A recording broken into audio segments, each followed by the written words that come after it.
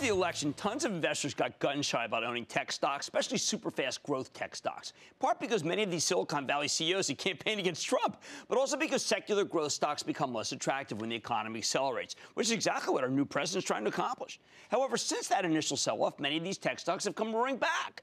Just look at Salesforce.com, the king of cloud computing. Salesforce bottomed at 68 near the end of last year, and since then, stocks taken off rally up to 81 bucks at today's close. That's 20% gain. 2 short months. After that kind of run, it's very hard for a stock to rally even on a great quarter. So when Salesforce reported some robust results tonight, it didn't shock me that immediately the stock traded down. People nitpicked. They had a 3-cent earnings beat off of a 25-cent basis at higher than expected revenues, up 27% year over year, 29% increase in deferred revenue. But some people talked about gross margins and anticipated guidance not being as strong as they would like. Still, this is a great company. So let's check in with Marc Benioff, the visionary co-founder, chairman, CEO of Salesforce.com. Learn more about the quarter and his company's prospects. Mr. Benioff, welcome back to Mad Money.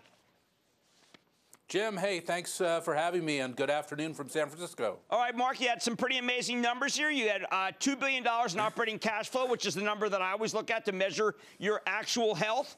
Delivered more than $10 billion in revenue for fiscal 2018. You're on plan for that. 27% year over year, 28% in constant. What are some of the big accounts that got you there? Well, you can see this has been just an incredible year. It's been an incredible quarter. And you look at the last 3 years, we have doubled the company in the last 3 years. We've tripled the cash flow and consistently increased the margin. And now we're going to do that again over the next 3 years, Jim. Well, I wanted to know, that in the last conference call you gave up front, but you didn't put it in the release, dollar value of booked business on off balance sheet. What is that up to now? Well, Jim, now the booked business on and off the balance sheet now is up to $14.5 billion. That's pretty incredible. That's up 28% year over year, Jim. I don't think there's any other tech or software company putting up that kind of number. Well, the reason I bring it up, Mark, is that now I'm starting to worry about valuation. I'm seeing the stock down. I'm looking at your market cap. It's at $56 billion. Now, most people say it's an outrageously expensive stock. Mark, when I listen to the on-off book, I start thinking that what happened here? Why is the valuation actually shrinking versus these incredible results? Well, Jim, I'm going to have to leave the stock market up to you. That's your expertise. I can talk to you all day about how to make your customers more successful. All right, well, let's talk about some of the customers that you make more successful.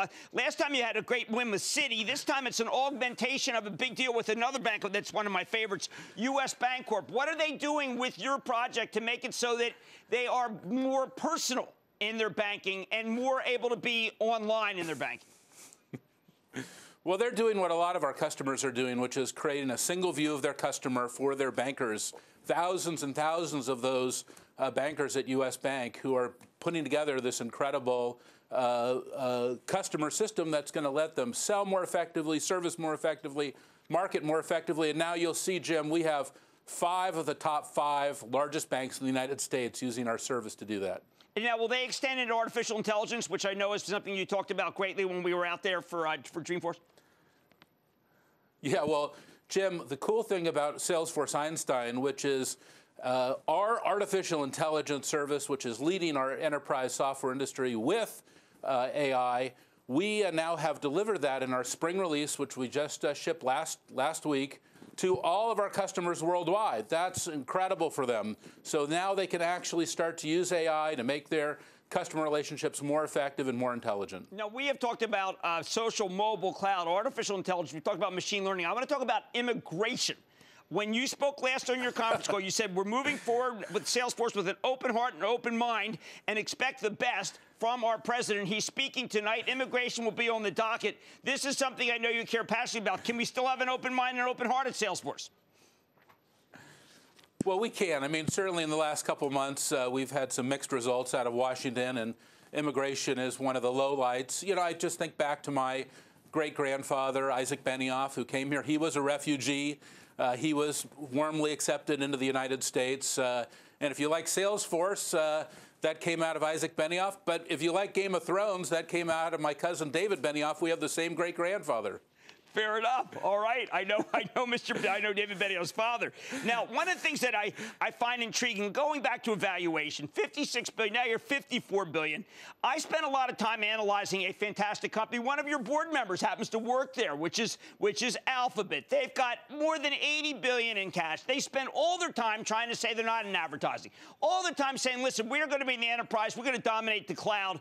I'm thinking, Mark, if your stock stays at 56, 55 billion, and they offer 80 billion, even though you got that beautiful building coming up, you got to do what's right for your shareholders. Well, Jim, we'll always do what's right for our shareholders. You know that, and our shareholders know that too. I meet with them on a regular basis, and we're all about listening very carefully to our shareholders, but we're about all of our stakeholders. Our shareholders are important to us, but so are our customers, our employees, our partners, even the communities that we live in and do business in, and of course, even our public schools. We view that as a major shareholder of Salesforce, a key stakeholder of what we do. It's one of the reasons that we ask every CEO in this country to adopt a public school. Well, Alphabet favors that same kind of strategy, so it wouldn't be you guys true. Would be oppositional, so to speak. Well, Jim, I'm going to have to leave that one also up to you. Enough. I think you know that. that. I got to just go back over. When I hear about artificial intelligence and what you can do, I keep thinking that one day, if Twitter had fallen to a price that all of your stakeholders would have liked, it would have been a natural, not for advertising, but to be able to get that machine learning, figuring out the B2B and a lot of your consumer packaged good customers need that kind of information, Mark. They need to get out of the B2B into the B2C. You need to give them more on that. And we're doing that, Jim. You can see that. That's one of the reasons that we acquired Demandware, now delivering our incredible Commerce Cloud this year as part of our Marketing Cloud efforts. You can see huge wins this quarter with Gaps, with Levi's, with Yeti, with a lot of amazing companies. That Commerce Cloud far exceeded our expectations in the quarter. And then, of course, our Marketing Cloud. Here's a billion-dollar business that when we acquired it just a few years ago was only a few $100 million. And you probably know, Jim, that Marketing Cloud has 450 million users on it. Our Commerce Cloud has 300 million users on it. I mean, this is the information that lets us provide more intelligence to our customers to help them be more successful with their customers. Okay, you were partnered. That last quarter was just amazing because of the city, but also because of Amazon. What has happened to go forward with the Amazon partnership? Because I've got to tell you, Mark, other than you guys, there really isn't anyone who knows more about artificial intelligence, machine learning than Amazon. So how is it working together? Well, there's a lot of incredible players out there in artificial intelligence. Of course, you have, number one, Amazon. They're doing a great job providing programmable artificial intelligence right into AWS. Google has also done an incredible job with their deep learning system with DeepMind, as well as in their Google Cloud platform. And, of course, you have IBM Watson, too. Don't forget about that. But, Jim, Salesforce has Salesforce Einstein, which is really artificial intelligence for the rest of us. It lets our customers immediately use artificial intelligence to make their customer systems smarter. Our relationship with Amazon has gotten stronger and stronger and stronger. And you can see that in not only how we're using their products, but also how they've been using our products inside Amazon to run their B2B efforts. So it's a very exciting relationship. All right, one last question. All these numbers are fabulous. I mean, you and I both know that. And this is the kind of thing, if I ran this business, I'd be in awe. It's probably our best quarter ever, Jim. Absolutely. But you put in a guidance line, 22 to 23% for next quarter, which is not as fast as 27, 28. So people reach the conclusion that, therefore, you're slowing. What do we tell those people? Well, one thing I want you to remember, Jim, and you remember this from 2 quarters ago, that foreign exchange environment right now is highly unpredictable. And in that second quarter, if we hadn't had that foreign exchange shift that occurred through Brexit, these numbers for the year might be $100 to $150 million higher. We just reported an unbelievable year. But our results can be tempered by the foreign exchange environment, so we're appropriately conservative when we give you those numbers. You know that. And I think that any way you slice it, this has got to be the best quarter in tech. I agree, and I'm going to go with the appropriately conservative to those who say, listen, they think it's a slowdown. Marc Benioff, Chairman and CEO of Salesforce. Great to see you, sir. Jim. Thank you. Hope you come out to San Francisco soon. Absolutely. Booyah! Jim Cramer here from Mad Money. Thanks for watching CNBC on YouTube. Click here to subscribe and get the jump on my exclusives with CEOs, plus market news, investing advice, and a whole lot more.